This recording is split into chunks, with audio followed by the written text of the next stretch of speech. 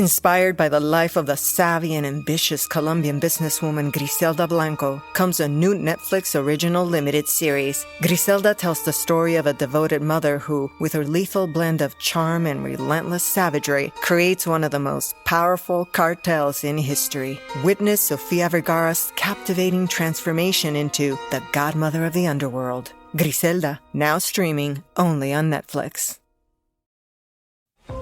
Listen to the 48 Hours podcast for shocking murder cases and compelling real-life dramas from one of television's most watched true crime shows. Go behind the scenes of each episode with award-winning CBS News correspondents and producers in Postmortem, a weekly deep dive. Listen to 48 Hours wherever you get your podcasts. Whether you're a diehard sports fan, a hopeless romantic, or a comedy aficionado, the Xfinity 10G network was made for streaming it all. Worry less about buffering when streaming your favorite shows, movies, or live sports, and enjoy a better way to watch. Xfinity gives you a reliable connection for streaming, plus all the entertainment you love all in one place. Fear not, because now you can finally sit back, relax, and stream your favorite entertainment and sports like never before with the Xfinity 10G network. This episode is brought to you by Buffalo Trace Distillery. Powerful yet smooth. Contained but never tame. Proudly going their own way, but never going alone. This is the spirit inside Buffalo Trace Bourbon. Made at Buffalo Trace Distillery, the world's most award-winning distillery. Buffalo Trace is always perfectly untamed. Distilled, aged, and bottled by Buffalo Trace Distillery, Franklin County, Kentucky. 90 proof, 45% alcohol by volume. Learn more at buffalotracedistillery.com. Please drink responsibly. Today's sponsors of this episode of the Duke Basketball Report podcast are the boys of Byrd Campbell, PA, your Duke-centric law firm. Lawyers by vocation, but Duke grads by the grace of God. Byrd Campbell means business.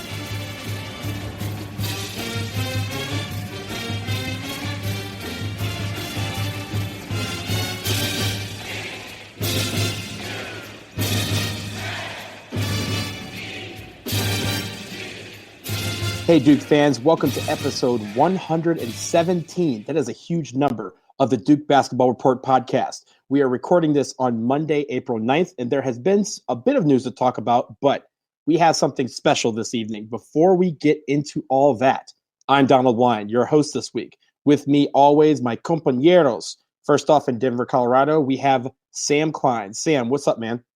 Donald, good to hear from you. It's been a while, and I'm excited to talk about all the little things we have to talk about today.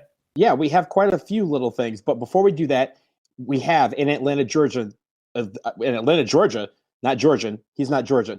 He's the man, Jason Evans. Jason, how was your weekend? Oh, so I had such an interesting weekend. I'm glad you asked me. I was in Philadelphia for the weekend because my son attends Penn, University of Pennsylvania, and he's recently inducted as a pledge. As a brother to ZBT, and this was Penn ZBT Father-Son weekend, and so we on Saturday night I went out to dinner with my son and 60 of his fraternity mates as well as 60 other dads, and then afterwards we went back to the frat and we played dad-son beer pong.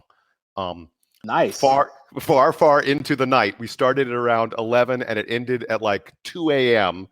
So it was this big tournament. It was like an NCAA tournament bracket. Okay, there were like 64 different teams. And the only thing that mattered to any of the dads was, oh my God, do not lose your first game. Don't embarrass your son. Don't, throw 15 air balls in a row. Please hit one or two of the cups. Jason, before you finish this story, I don't know what odds to put on you lost in the first round or you won the whole thing. Just know that that's the only thing I'm waiting for. So get to it. So unfortunately, it comes in the middle. We made the final 8, which I think was pretty darn good. We would have made the final 4. We had one cup left. It was 1-3, and we couldn't hit that last cup. It just took us forever, and we just couldn't get it. And so we fell in the final 8. But my son's roommate came in second, and the two of them for freshmen, like the freshmen don't usually do this well because the dads of like the juniors and seniors have done this for several years.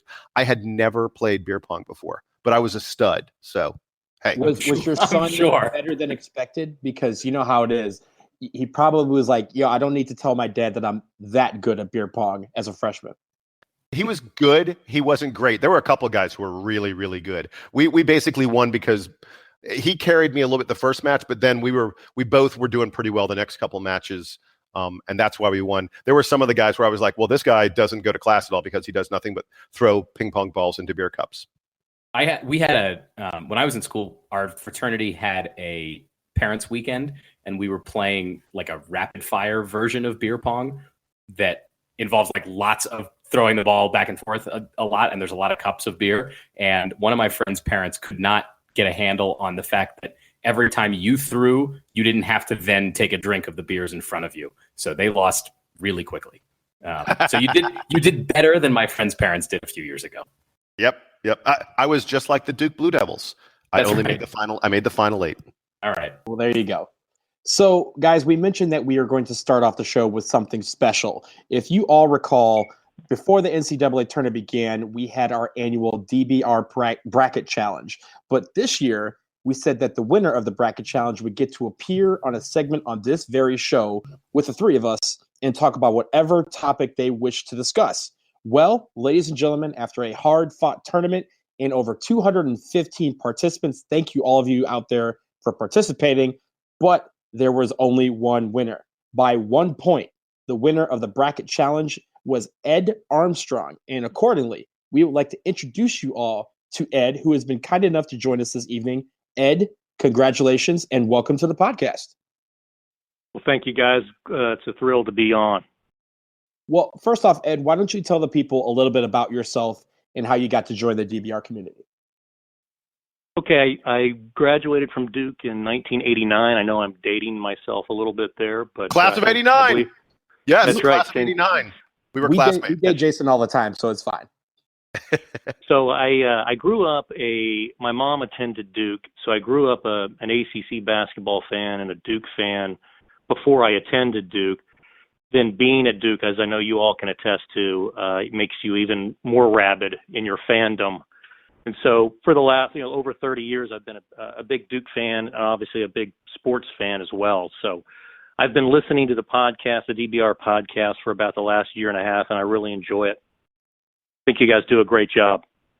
Well, we appreciate that, and we really appreciate you being on. I know for us, it takes sometimes a few days for us to get things in line, so we appreciate you being flexible with us to join us tonight. Now, Ed, we're getting to the moment of truth. You have the opportunity to talk with us about one topic of your choice, but before we do that, Jason has a question for you.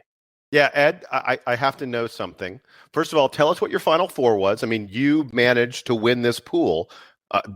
Like Donald said, 200 plus participants, really impressive. Tell us what your Final Four was. That's part 1. So answer that.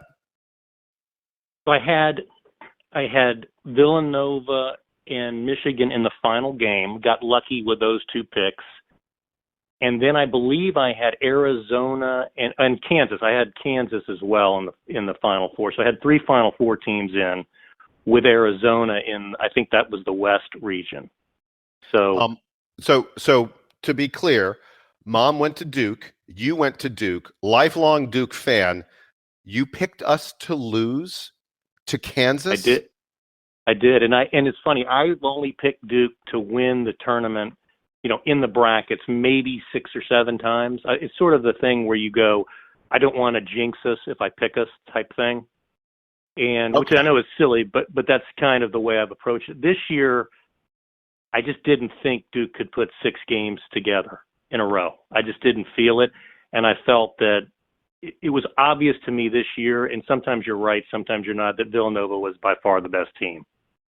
So that it was easy in that regard. So congrats, but I couldn't resist needling you for being a Duke fan who didn't pick Duke to win. But it's okay. He got the game. He won the game. So big time. I don't know. Big I don't know time. how much it's funny. We discussed our Final Four picks like here on the show, and we've got Ed's here, and folks who have looked at the bracket challenge have seen everybody else's picks. I didn't do like a count, but I wonder if Michigan was almost as popular of a Final Four pick in the DBR bracket challenge as Duke was, because they were like the hottest team in their region coming into the tournament, and they were in Carolina's region, so no one's going to pick Carolina. It seems like I talked to so many people who picked Michigan, and as did our champion. So that was just something interesting to note. Donald, why don't we get started with the actual agenda today? Yeah, here we go, Ed. The moment is yours. The floor is yours. You get to talk to us about one topic of your choice. So what are we discussing this evening? Okay, so I thought about this a little bit, and I guess the most recent news on the coaching front with Coach K, signaling that that he feels great and he's likely to coach for the foreseeable future. So I thought about that. On the one hand, that's great to have, the greatest of all time at the helm again. But I've worried about that since the announcement and since Capel has left, because I feel like the continuity of, over the intermediate and long term of the Duke program and that transition from Coach K to whoever it is now going to be a lot more difficult. I'm wondering how you guys feel about that. Do you have any concerns about, the coaching transition? Maybe I shouldn't worry about it because, he is 71 years old, but how do you guys feel about the transition? And do you think this move by Capel is a detrimental thing toward that? I think it could be. I'll take it first. I think that the move by Capel, first of all, is great for Capel. We talked about that extensively, I think, on the last show.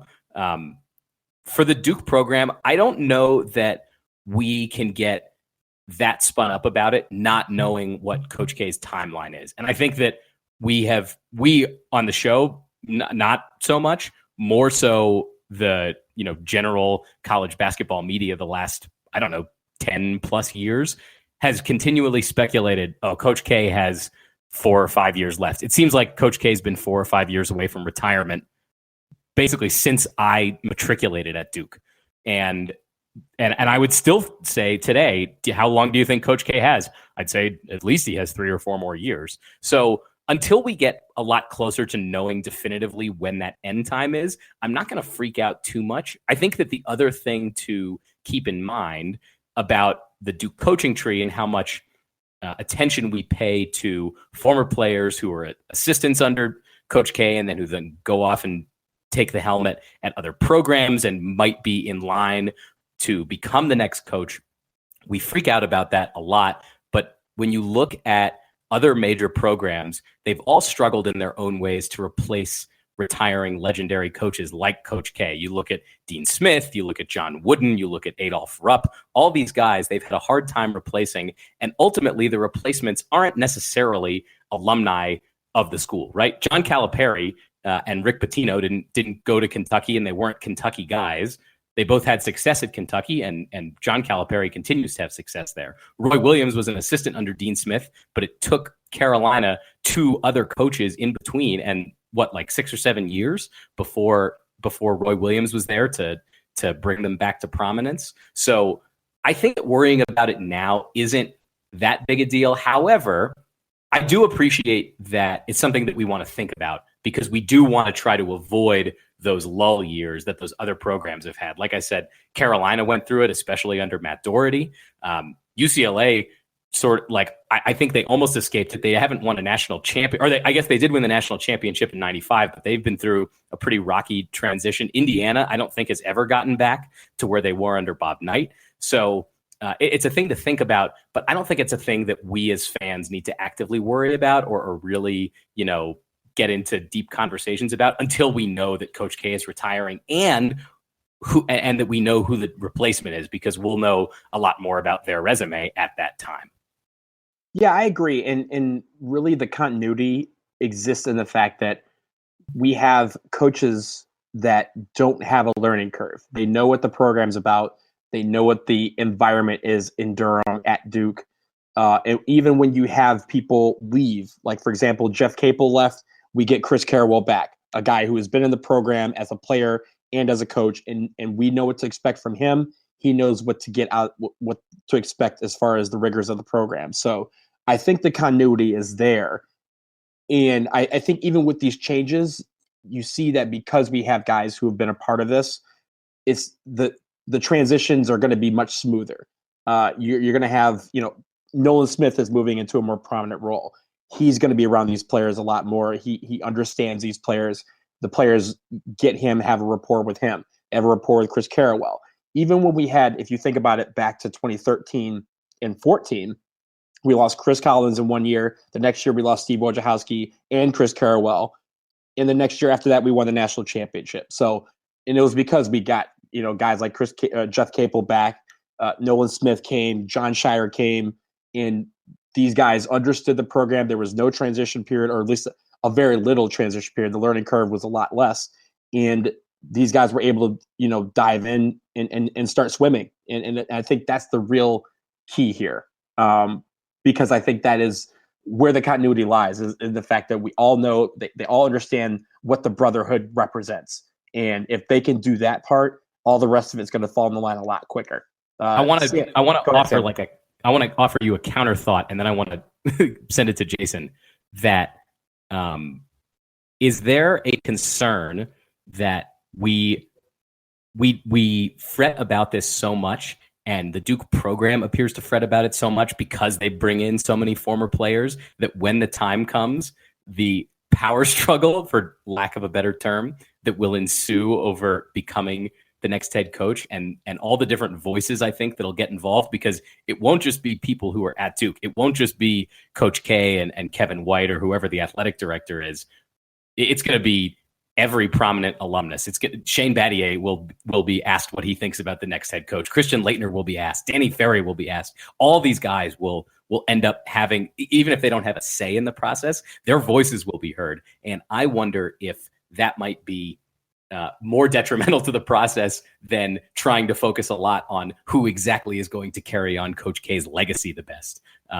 So, Jason, did you have a thought about that? Yeah, a couple of things. The first one is regarding what you were just talking about. While I think a lot of these guys will be asked about it, I think all of them sort of know that it will be their job to say, I don't know, it's up to Duke to decide. I've got no opinion on the matter.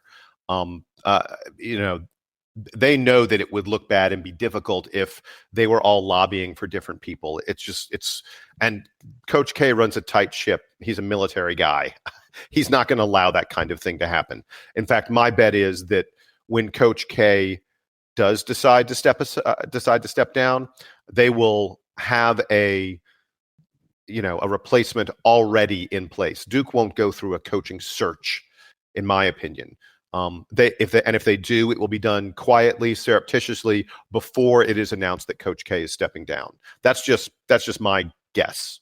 But back to what Ed originally asked, I would point out to folks that staff in 86 when we made our first Final Four, in 91 when we won our first national title, the aggregate amount of experience of the guys on the staff was less than what it is today, merely because Coach K was so young back then.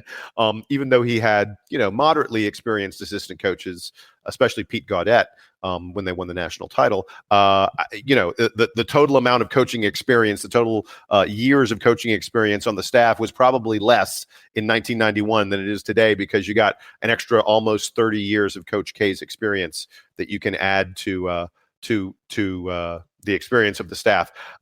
The bottom line, I think, even though K is bringing in, younger guys who aren't super experienced, they are all, without fail, guys who have been part of the Duke program. They have seen what Duke has done in recent years. Almost without fail, they are guys who are here for 3 or 4 years at least. I need to think about it for a second. I think all of them were here for 4 years now that I think about it. So they may not have a ton of experience as assistant coaches, but in terms of how Duke runs things, they've got a lot of experience. And so I'm not all that worried about it. At this point, the Duke basketball program, Coach K has this, it is a finely oiled machine in terms of the operation, behind the scenes, the things the coaches have to do, the way they have to teach these players and such. K's got a lot of that stuff. It's clear he's got that stuff figured out. There are multiple layers of technology and information and all kinds of other stuff that go into it. I think that if he felt he needed someone who had 10 years, 15 years in the business already, he would go out and get that person. The fact that he's getting guys who are fairly new to coaching or who graduated from Duke in the past decade or so, that says to me that he knows that's what he wants, and that he doesn't want or need something else, because he's the GOAT. He could get what he wants. Ed, actually, let me toss it back. You asked the question. You clearly had concerns about it. Talk to us a little bit. Give us your thoughts on whether you think this is something that really, really concerns you. And is your concern about a successor, or is it about the success of next year's team? I just feel like the older Coach K is, the longer he goes on and continues, the harder that transition is going to be. I think back to when Dean Smith, retired, and that was obviously, he orchestrated it so that he could get Bill Guthridge in. But I just think the longer it goes on, the tougher that transition is going to be. And I just feel like Capel, had he remained on the staff, obviously he chose not to do that. It was probably a mutual thing. It would have been a much easier, smoother transition to have him in place, whether it's with recruits or player development, whatever it might be, to make the transition, to the new coach easier, because it is going to be an unbelievably monstrous task to step in for Coach K when that does happen. And so now that he's 71, I think we can all agree that day is getting closer. But I do, in the short run, I think it's great to have him back as the bench boss. But I just feel in my heart that it's going to be tougher. The longer he goes, the tougher that transition is going to be, especially if there's not a guy there in waiting already. I'm a little surprised at that you would say that you're concerned about that because it's not someone who's there, because I feel like, look, we can tick off the names. Is it Amaker? Is it Capel? Is it Collins? Is it Wojo? And there are probably some other names that are out there that people could, is it Bobby Hurley? There are names that people could toss out that we would go, yeah, that one makes sense. I can't argue against that one. And that's only Duke guys. That's assuming that Duke doesn't go get a prominent head coach from another college program or an NBA coach, because Duke's probably one of the few programs that could go get an NBA coach. Right. We're not even thinking about those guys. But the thing I was going to say was, I don't feel like, if it's one of the Duke guys, I don't feel like the transition is going to be difficult from the standpoint of Coach K's the greatest. And as Sam articulated, we've seen a lot of programs where the process of replacing the great coach that built the program was very, very difficult. It's pretty rare that it goes very, very smoothly. So I'm not saying that, but if it's a guy that was part of the program, and I think it probably will be, then it's someone who knows what's going on. And whether he was sitting on the bench next to Coach K 2 months ago, or whether he sat on the bench next to Coach K 4 or 5 years ago, or 8 years ago, or 15 years ago, and has been doing his own program for a while, I don't see that. I just don't see that as like oh my gosh, that's going to cause extra problems. Maybe I'm wrong, but Capel goes off and coaches at Pitt for 3, 4, 5 years and then gets called back. If Collins continues to be successful at Northwestern, then gets called back. Wojo at Marquette, Bobby, whatever it may be, these guys are all doing various levels of success and head coaching, running their own program elsewhere. I think that's a plus, as opposed to having someone who isn't as experienced as a head coach, but who is sitting there on the bench next to him. I felt like Capel. Hang on really quick. Look no further than UNC. Bill Guthridge had been Dean's guy, had been next to Dean forever. And most people would agree that transition did not go very well. It wasn't until they went out and got the guy who'd been a part of the program and had been hugely successful at another program in Roy Williams that they got the train back on track. That's right. But first of all, Capel's had 2 head coaching stints already. One where he's fairly successful at both, not great, but has run other programs. Guthridge had never done that. So it's going to be difficult no matter what, I think. And I just felt like Capel was the ideal transition coach. So, and I just believe it won't happen now, because I think he's going to go to Pittsburgh which I think is an odd move in itself to stay within the league. But we'll see. I hope it works out. And whatever happens, we'll get a good coach. That's your guys are right to bring that up. I just feel like he would have been perfect in a role like that. But obviously, that's not going to happen. So. And I don't think there's a blueprint, right? You're sort of alluding to it. There isn't a great blueprint for what's going to happen at Duke when Coach K retires. And I think that the program is trying to set one up. We don't exactly know how it's going to work out, but they don't have another school to look to say, yep, we want to do it exactly like they did it, because I don't think anyone has mastered that transition yet. Yeah, that's fair. Very fair point. The one other topic, if I may, I went back, and I think we've all alluded to this in our conversations as we talk about Duke basketball. It's been pretty apparent that with the freshmen and the one and done and all the freshman minutes that have been played each year, that we have really suffered from lack of upper class development and contribution. And if you go back and look at all the titles that Duke has won, even as recent as 2015, you had 3 upperclassmen that year that played significant minutes. I went back and looked it up. Matt Jones played 800 minutes in 2015. Emil Jefferson played 800 minutes. Marshall Plumlee played almost 400 minutes, believe it or not, in 2015. And when you look at the team this year, only Javin DeLaurier got close to the minutes that Marshall Plumlee played.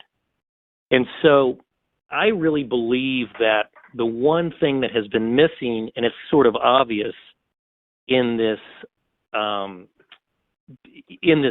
one and done era, is that we haven't had as good of player development as we need. And I'm hoping that that's something that gets emphasized this year. And I know we're bringing in 4 great freshmen, but what do you guys think about that? Because it's clear that some of these other teams, whether it's Carolina last year and the year before that, we've been losing and been, beaten by teams that have more experience. Maybe not better players, but more experienced players. Yeah, I think in the end, it's hard to say, right? I think the era of college basketball kind of plays into that with the player development and kind of gearing all of your development towards these players who may or may not be one and done. And I think in this case, you have a guy like, you mentioned Javin DeLaurier. I think he's poised to have a great season, a big season for us next year, a very important season. But I think also another guy who I would think would make the step up and really serve well is someone who came on kind of late for us last year and this past season, and that's Marquise Bolden. Those two guys, with the classes coming in next year, we are going to have a real issue with leadership. And we had it this year. We had those questions this year with only, one senior and Grayson Allen playing. So I think the question is, can Marquise Bolden, can Javin DeLaurier, can Antonio Vrankovic, and some of these guys that are currently on the team serve as a leader, as a real leader who can tell these guys what Duke basketball is all about, what they have to expect, how to get better, how to get stronger, and use those summer months to really gel as a team with the new guys. Because I think if they could do that, then we're poised to have a great year. If we can't do that, then we're going to be ripe for issues that we've seen in years past when we don't have great leadership on the floor. So I think that's really the key here.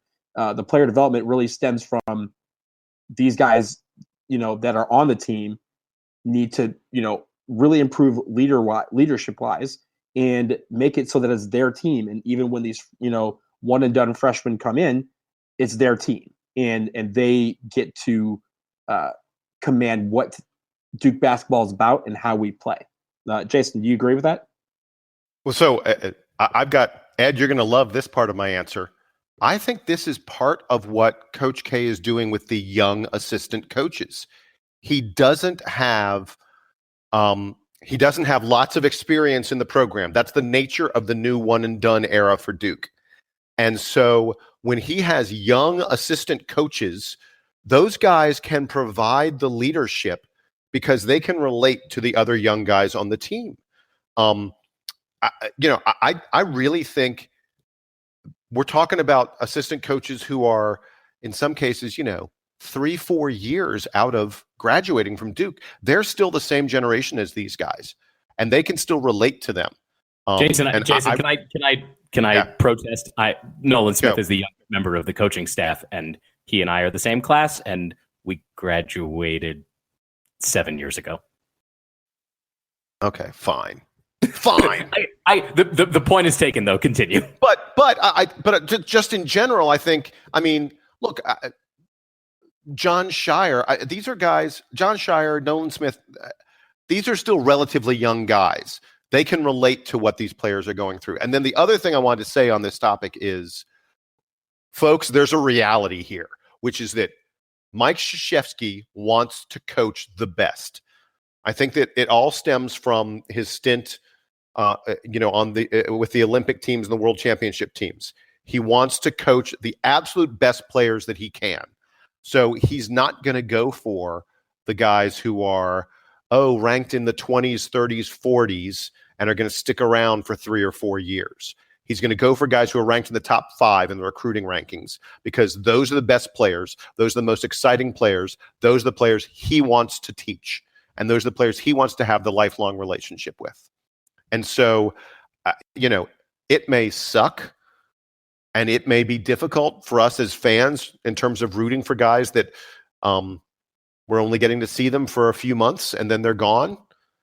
But I think that's the reality. And Coach K has earned the right, in my opinion, to pick the kind of player he wants to coach. And I think it's pretty clear what he has picked and what he's chosen. I think you guys both made good points. I would just add the sort of warning caveat that the last 2 years, Duke has underperformed, I think, relative to our expectations with a lot of talent.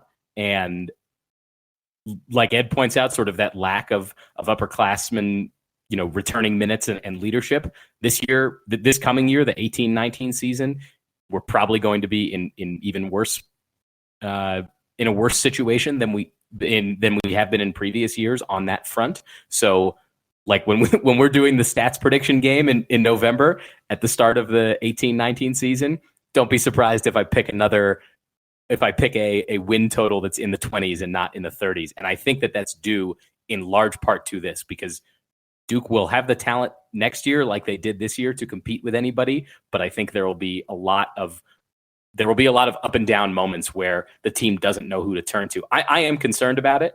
I think that they're talented enough to weather a lot of those challenges, but we'll see going forward. Ed, before we get you out of here, we did want to see if you had any questions for us, like about the show or anything here, or if you're kind of satisfied with your Duke basketball podcast experience. Couple questions. First of all, how do you come up with the topics? Obviously, I know you a lot during the season, you're recapping games, previewing games, but how do you all think about topics for each podcast? Do you assign it do you get together and talk about it, or do you assign it each week? I'm just curious how you guys think through that during the year. So it's kind of an ongoing process. Like we're constantly, we have a group text that we use, and we like to, like, if there's interesting articles or news items, we always share them with each other. And when we know that we're about to do an episode, we'll kind of run back through all the stuff that happened most recently or since we last recorded, and kind of compile those into topics. And usually it works out nicely like this, that each of us kind of focuses on different things as it's going on. So like one person might be hung up on a particular article or a particular piece of news or something, or some quote that a player had or a coach or a parent, something like that. And so we end up dividing the topics based on the things that pique our interests most. And then you'll kind of hear like one person sort of take the thing, and then the other guys will react to it. And that's usually one of us being particularly passionate about a certain thing. As far as like the setup of the show, we sort of redo it each time. And we know a lot of the topics, like you said, during the season, we're talking about the games, and we'll tell you what's coming up and what just happened. But it's pretty organic. We don't have like a very specific script. I think that the key is that we know all the things that we should be talking about, because like we all read and participate on the DBR forum. We read everything about Duke basketball that we possibly can. And so we like to talk about the things that we like to talk about because we're the Duke fans and we're doing the show for other Duke fans. Yeah, one other one. What adjustments when you look forward to the next year, do you think you'll change things? One of the things that I've enjoyed has been the interviews. I know they're not always easy to get. First of all, the Kenny Denard interview was precious. But and I know that is a great word to describe it. Easily the most fun. I think I may have said it on the show, but I was on mute for most of that interview and howling at a lot of his answers. It was funny. Yeah. He was. He's great to get every year, obviously. But do you think you'll do more of that? I think you guys interviewed the beat reporter. There have been a lot of really interesting. You had Josh Pastner one time. I think Jason interviewed him. Those things are really great. Do you envision doing more of that, or does it have to be circumstantial or whatever's opportunistic that comes around? So I'm going to let you in on something. I'm the interview guy for the most part. I pursue the interviews. You can't imagine how much effort and time it takes to line up these interviews most of the time.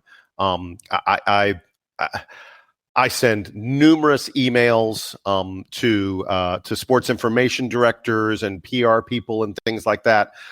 Generally, they get ignored. I will tweet at people that I want to interview again and again and again and again. And Jason doesn't tweet at me, so you know that he's serious. Never. It's hard to get the interviews, and then the other calculus in it is when we get an interview, it means that the podcast is going to be extra long. If we get an interview and it's in the middle of the season and there are a couple games going on and then something else happens with the program, suddenly we run into a situation where we're like, oh my gosh, we've got, an incredibly packed episode. And we try to avoid those to some extent because it's tough for people to listen for more than, hour and 10 minutes or so. So, that's part of the challenge in all of this stuff. But yes, I want to get more and more interviews. In fact, I had no idea you were going to ask this, but I have a list on my computer of people that I'm reaching out to currently to get interviews.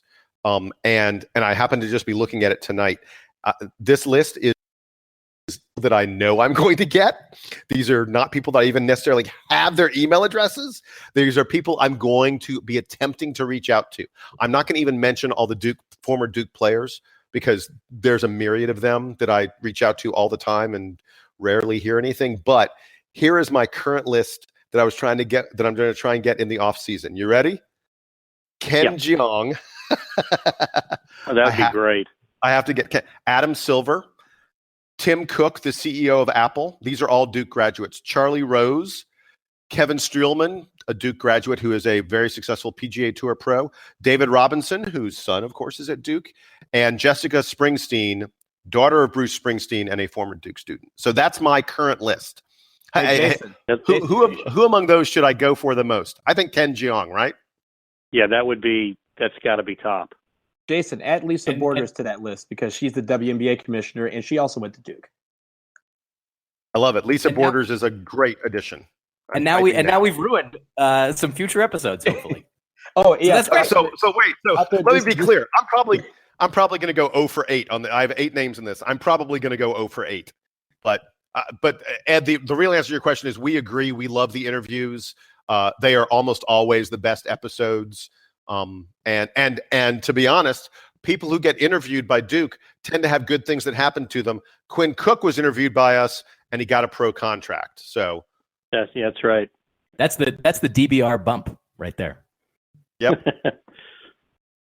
Well, you know what, guys, this was awesome, but sadly, I think this concludes our time that we have with Ed Armstrong. Ed, thank you so much for coming on the DBR podcast. We had you on for like 40 minutes because this was such an engaging conversation. Congratulations on winning the bracket challenge. You have to come back next year to defend your title, but hopefully we will see you again down the road. Thanks a lot, guys, and keep up the good work. All right, we appreciate it. Take care.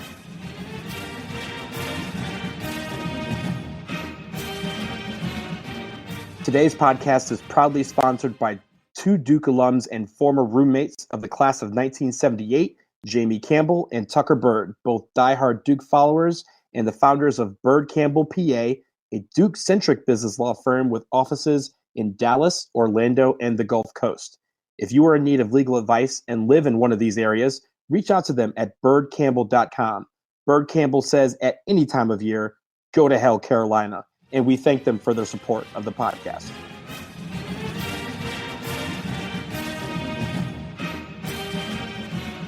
All right, gentlemen, we need to get to some news out of Duke that came over the last week with very little surprise.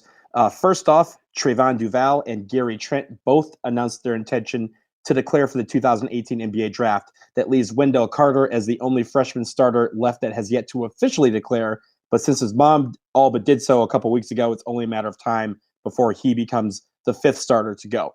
Both Duval and Trent's departures came with some pointed comments by family members of the two, and it prompted articles on whether these players are allowed to fully realize their talents while at Duke, and if that's something that should be Duke's responsibility for the year that these players are there. Jason, I'm going to start with you. You can take this discussion wherever you think it needs to go regarding Duval and Trent both going to the draft. It is a very difficult thing because there's no way to know what goes on in practice. There's no way to know the talents and abilities of these players beyond what we see on the floor. So, if Trayvon Duval's family feels like, and Trayvon Duval himself, I don't know that they feel this way. I haven't seen any quotes about that, but if they feel like he could have been utilized differently at Duke, and that he would be more successful, in a different kind of offense or doing something different, it's hard for me to say, no, they're wrong. Duke did exactly what they should have done with him. There's no way for us as fans to have enough information about these players. But I will merely say this, and especially, as it relates to Gary Trent, whose dad very vocally said that Duke didn't let him show his full game. I don't understand how someone could think that Coach K intentionally suppressed a kid's game in favor of some other player developing. The implication when you are saying that Gary Trent could have done so much more for this team, it could have showed better things for this team, or Trayvon Duval could have showed better things for this team. The implication is that Duke could have been better and more successful with those guys playing different roles. I'm not sure how any of us can say we know better than Coach K what would have made this team succeed. The implication that Gary Trent's father is making is that Coach K didn't see his son's talents, or Coach K didn't recognize that Gary Trent could do more than he did, I guess. I'm not even sure I understand it. Either that, or he's implying that Duke intentionally held Gary Trent down. And that makes no sense to me, because Coach K's ultimate goal is to win another national title, and it's to have, as much success on the court as he possibly can. And so the idea that we made these kids worse than they could be, it doesn't make any sense to me. It sounds to me like the rationalization of someone whose kid has always been the best on the floor every single time he stepped on the floor, no matter where he was, throughout his entire life, and then suddenly arrived at Duke and maybe wasn't the best player on the floor anymore. No shame in that. We had a starting lineup of 5 guys who were all going to play in the NBA. No shame in not being the best player on the floor. Because on the floor at almost all times this year was a guy who most people think could be one of the all-time greats in the NBA. He's going to be one of the top 2, top 3 picks in the NBA draft. But for Gary Trent's father, it was probably hard for him to rationalize that his son wasn't the best player on the floor anymore. So he was like, wait, I've seen Gary dominate games in this way and that way. And Gary couldn't do that at the college level. Again, no shame in that. But I think maybe... Funny? Yeah. Finish that thought. I was about to wrap up. I think maybe what we're hearing is a little bit of, disappointment, sour grapes kind of stuff, as opposed to a dispassionate analysis of what those players can really succeed at. Yeah, go Sam. What strikes me as funny about his comments is that right now Duke's general reputation as a program is that they get all these one and done players and they do the best that they can with them, and then those guys leave. That's been the case now for 4 or 5 years in the program. For, I think, many years prior to that, there was some criticism of Coach K because he had all these talented guys. They often stayed 3 or 4 years. And at least this was my perspective. I don't know how you guys. No, you're right. You're right. Look, I remember when Grant Hill stayed, when Jason Williams stayed, there were a lot of guys who stayed at Duke, and people were like, those guys could have left earlier. There was a perception that Coach K, the reason that Duke didn't have as many dominant NBA players was that Coach K was like a system coach. I'm making air quotes. Coach K was a system coach, and that he made the players adapt to his system, and therefore guys like. Grant Hill would be a good example of Grant Hill wasn't able to really do what he could do in Coach K's system, and that he would have to go to the league, and that Coach K would then try to recruit guys who weren't as good because he needed guys who fit this. It was a totally ridiculous, probably Maryland fan type narrative. But now fast forward, and Duke's getting, I guess it's criticism from Gary Trent Sr. that they've got too much talent and they can't fit it together. Ultimately, when Coach K makes the recruiting pitch, part of it is, I want you to be, successful in life, but also I want you to be successful here. And I want the team to succeed and win national championships. And when the players get on camera, to the program's credit, when the players are on camera, and they are on camera a lot, they say, we're here to win championships. We're here to get hardware. We're here to cut nets. That is all part and parcel of being in the Duke program. And they celebrate that. Duke doesn't hang banners for like the early season tournaments, like the PK80s and the Maui Invitationals, but they take that stuff seriously. And after those tournaments, they all come home and there's quotes every year. It feels like it's the same quotes every year about how going to those tournaments is a great experience for getting, for being in an elimination game and feeling like there's something on the line, and they're there to win championships. If they really buy into that mentality, then it should make sense that the parents and the players look at the whole scheme and all the practice and the preparation and say, the immediate goal is to win games and win championships. Coach K wants the players to be successful and wants them to go on to long careers, but in the here and now, the most important thing is to win championships. And I think he would tell you that. I think all the most successful players at Duke will tell you that. And I think for the most part, you'll hear them say, in the pursuit of championships, you will learn to be the best version of yourself. Maybe there's a version of the team that just finished the season in the Elite Eight that featured Gary Trent somehow more, even though Gary Trent just set the Duke freshman record for most threes made in a game. Maybe there's a universe where Gary Trent is the most important player on the team and they make it to the Final Four. I don't know if that's the case. Duke was pretty talented this year. And I think in the case of Duval, that the pieces didn't necessarily fit together kind of exactly the way we wanted them to. And that was sort of addressed. There's a Ringer article about it that I think gets some things right and maybe a lot of things wrong. It gets very. What do you think it gets right? That Ringer article sucks. Well, I understand it's factually incorrect in a number. There is a lot of stuff in it that is incorrect. The thing he says. Wait.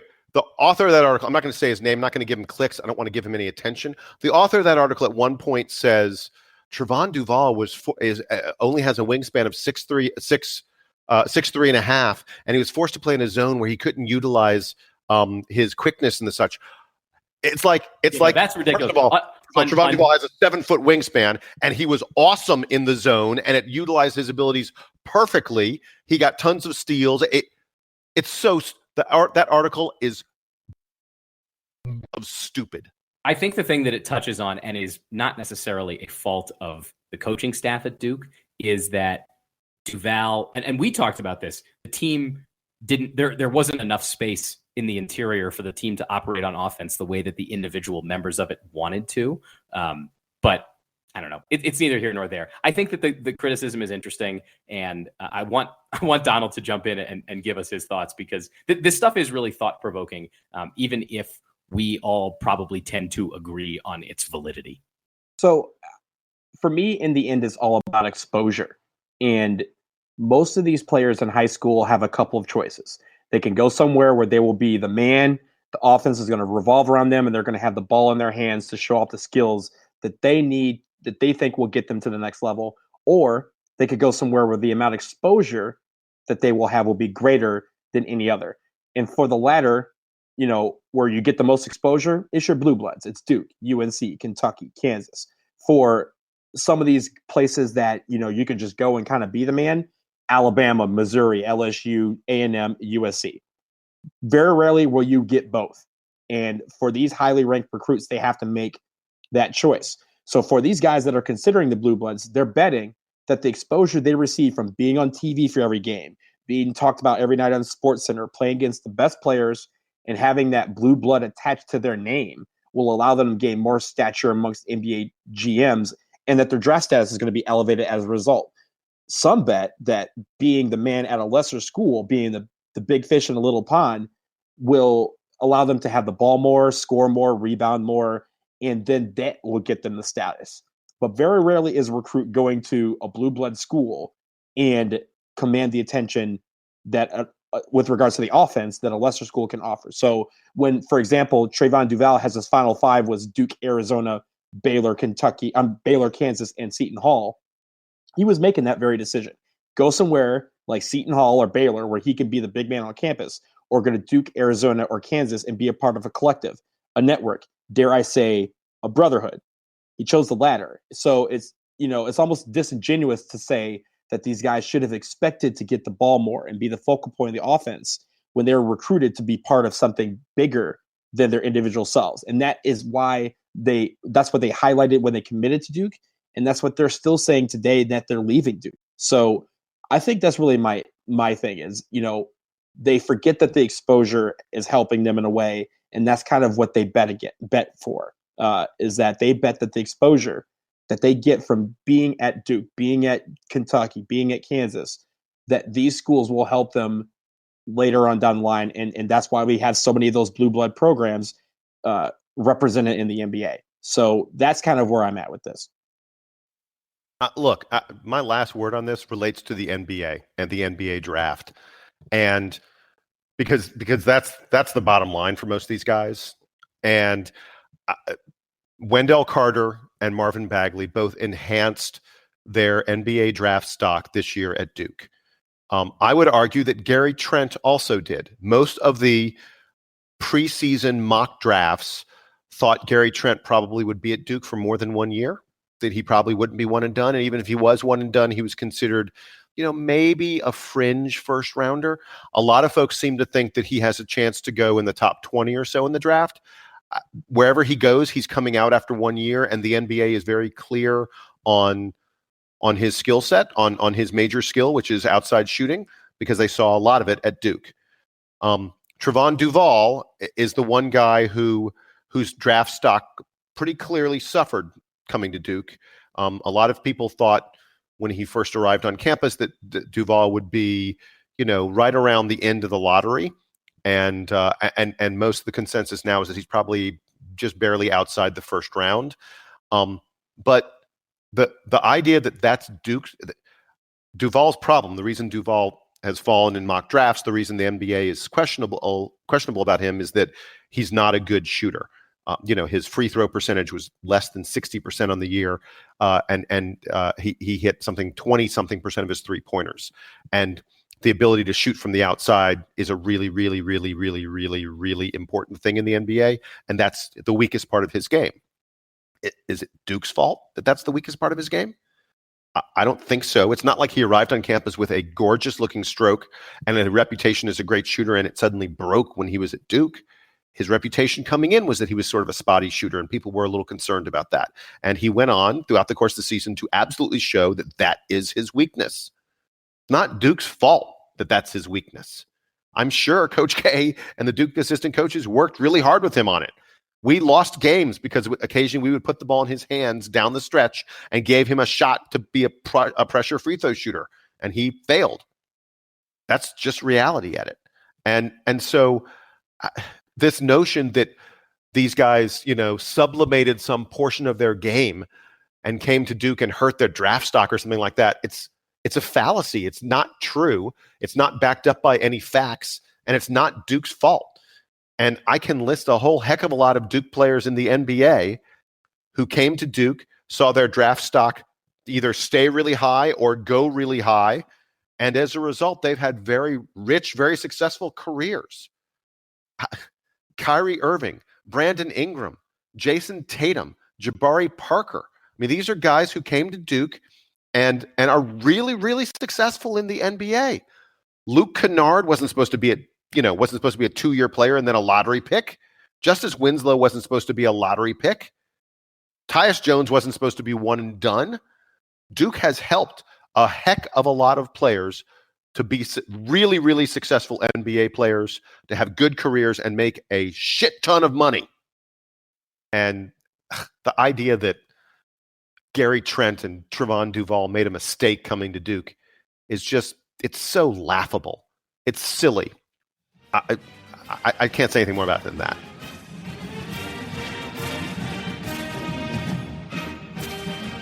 All right, we are going to close out this episode with parting shots, and I will start with you, Jason. So I've got something that relates to the NBA draft that I want to talk about just very, very quickly. And we will definitely be doing a podcast or two around the draft. And I'm sure that there will be draft conversation.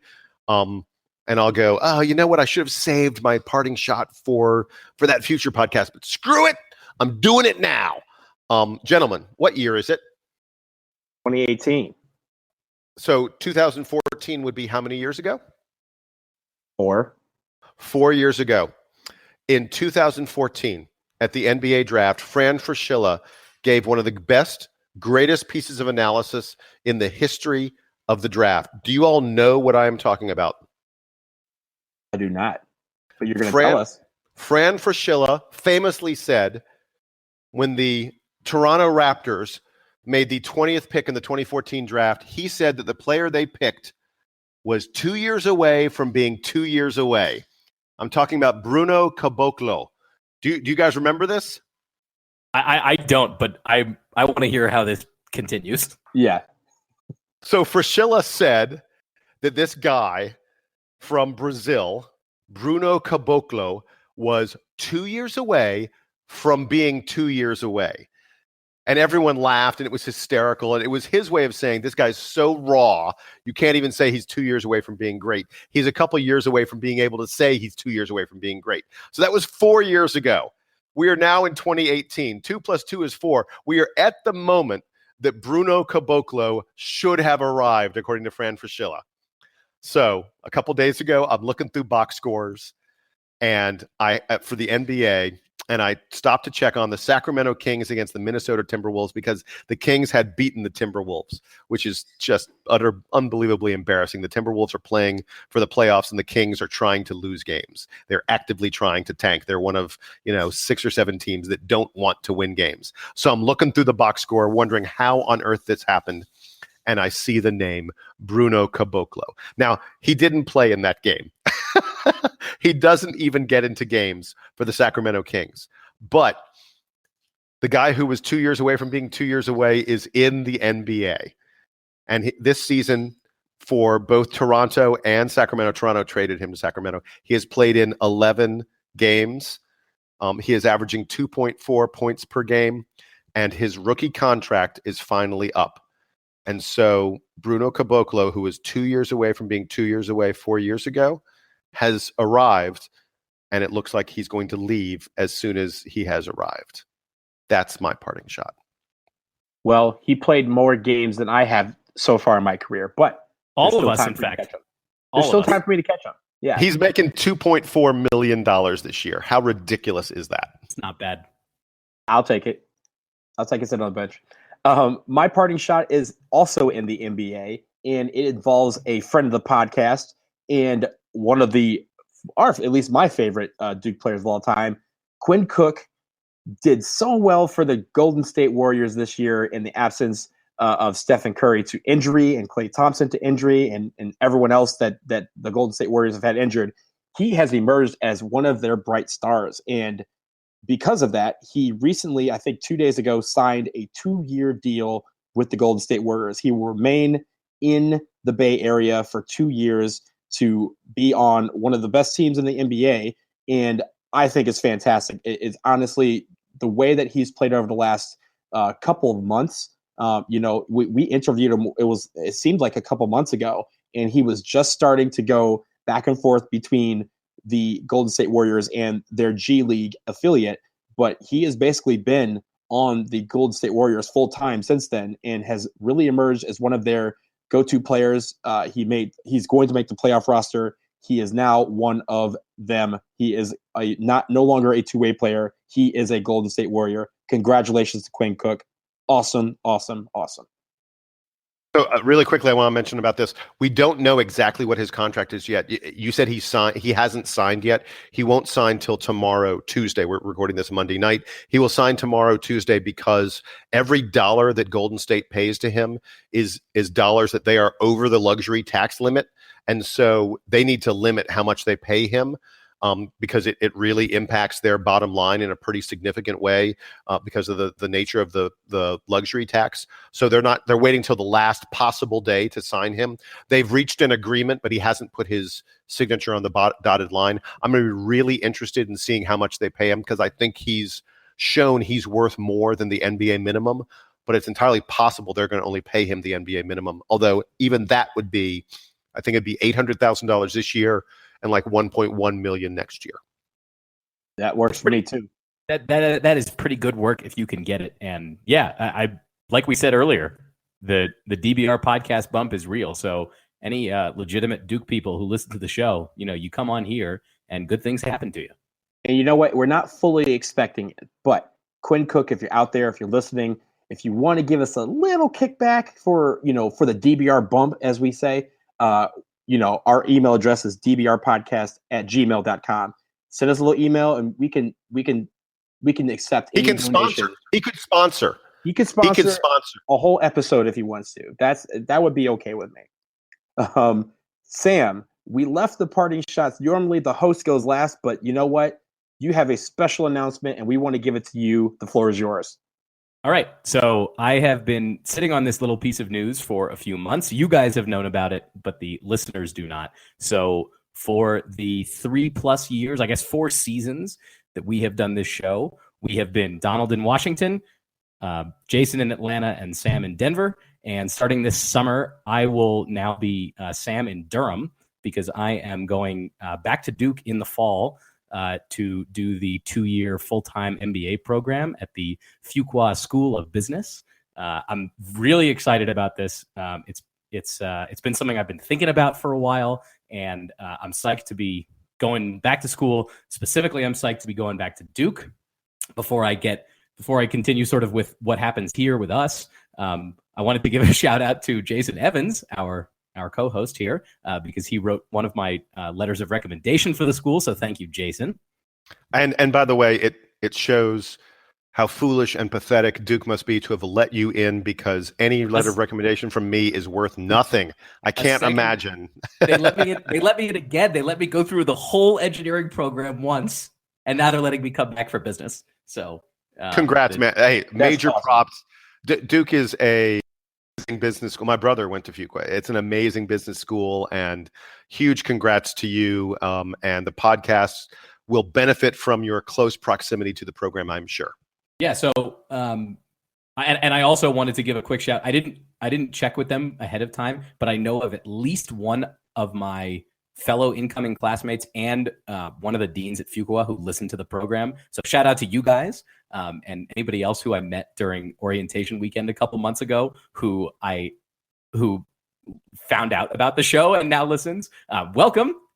Glad to have you and can't wait to be there. And as for the show, like Jason alluded to, it's going to be great, I think, to have one of us in Durham, because we should get a little bit more access to the Duke program. Certainly, we'll certainly get more press access than we've gotten previously. I think we've gotten a little taste of that this year between my experience and Jason's experience. So hopefully we have more of that. I think that also, hopefully, it'll be an opportunity for the three of us to get together, because we will all be in closer geographic proximity.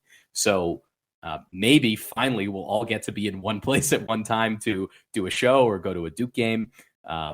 So more to come about how this changes the program. Ultimately, it doesn't really change. The fact that we're still going to be on, we're still going to do the podcast as regularly as we have the last 4 seasons. Nothing about that is going to change, but hopefully it means better access for us and therefore better access for you, the listeners. So I'm going to be making that move back east over the summer, and you guys will hear more about it as it's happening.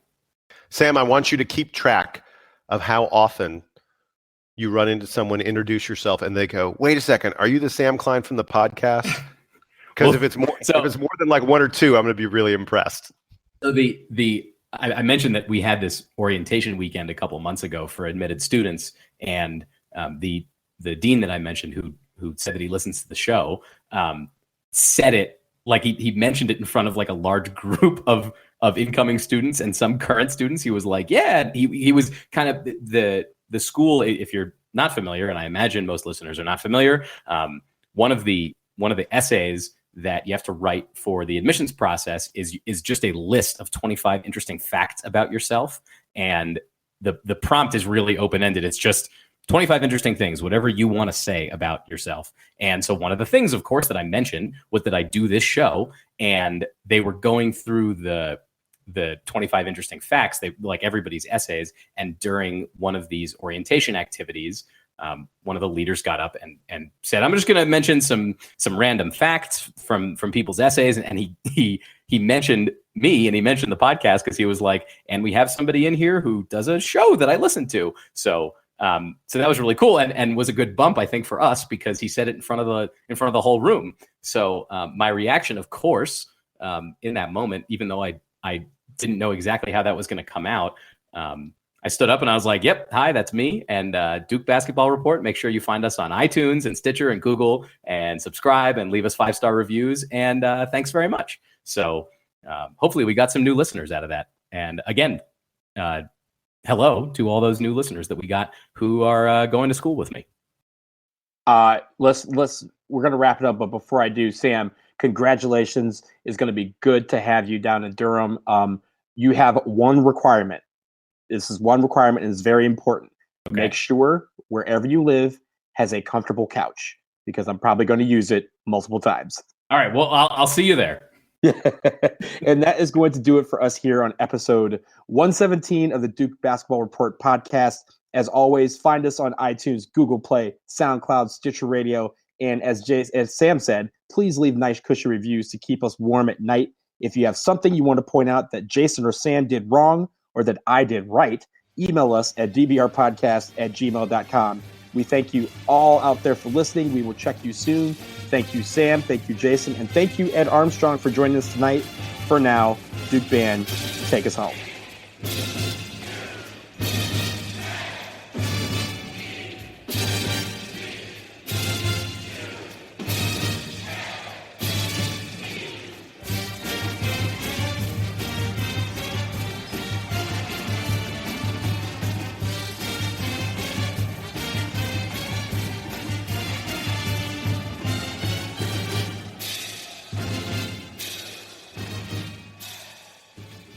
The golden age of travel is back in the Palm Beaches. Relax on sun-kissed beaches with cleaner sands and fewer crowds. Experience the original, the one, the only, the Palm Beaches. Plan your trip at thepalmbeaches.com.